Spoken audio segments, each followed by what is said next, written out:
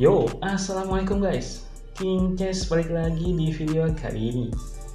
Kali ini saya pengen bahas partai catur yang sangat epik antara Alexander Koblenz melawan Bogdan Petrusiak. Ini terjadi pada tahun 1963. Oke, buat kalian yang belum nge-sub channel ini, jangan lupa buat klik subscribe dulu ya, biar kalian gak ketinggalan video dari saya. Udah? Oke, let's go, kita ke partainya. Di sini Koblenz sebagai putih dan Petrusiak sebagai hitam. Permainan ini diawali dengan pion D4 dan kuda ke F6. Disambung pion C4 dan pion ke G6. Next kuda C3 dan gajah pergi ke G7.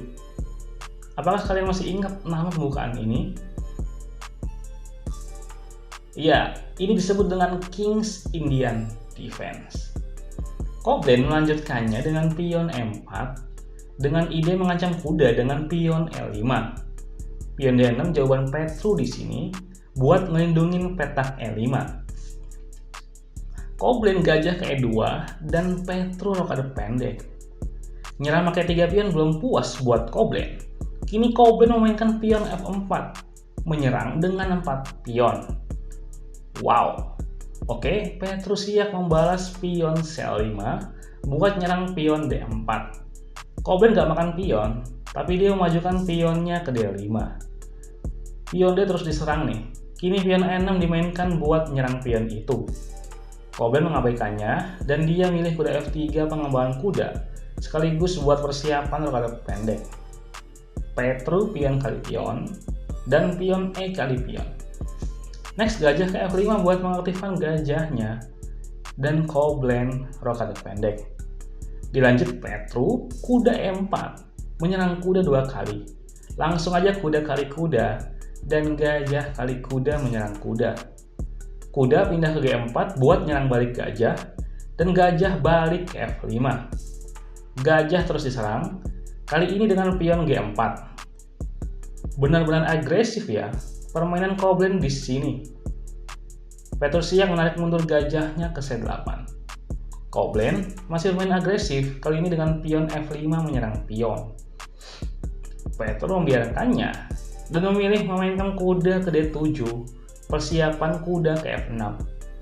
Koblenz menteri D3, persiapan menteri ke H3, sesuai rencana kuda ke F6 dan menteri ke H3, menyerang pion 2 kali.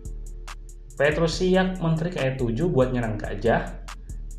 Gajah diserang simpel aja, gajah ke D3 membantu penyerangan.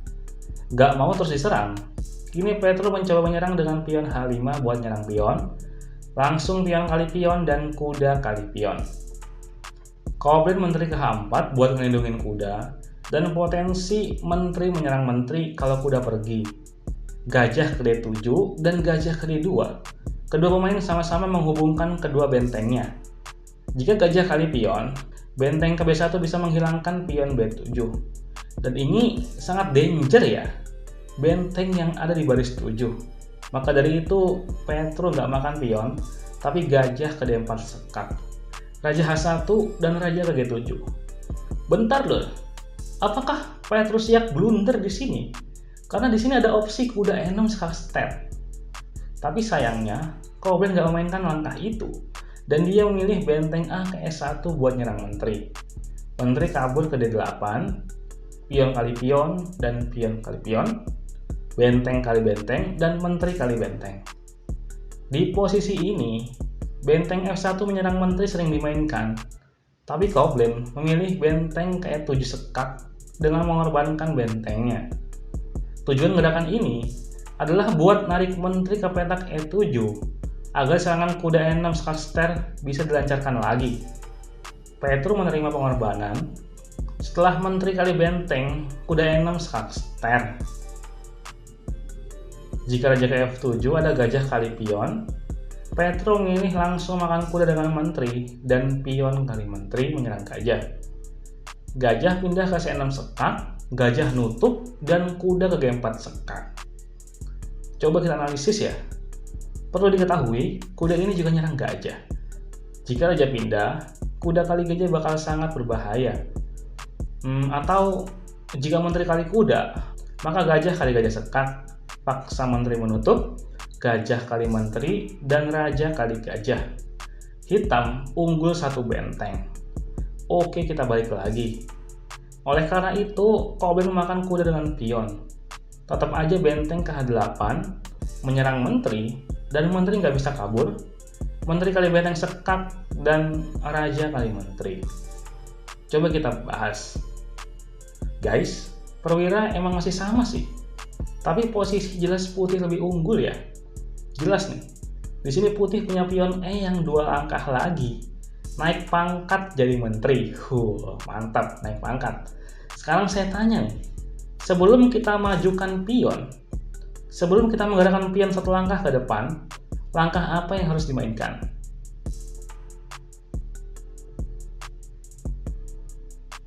Ya, langkah itu adalah gajah kali gajah.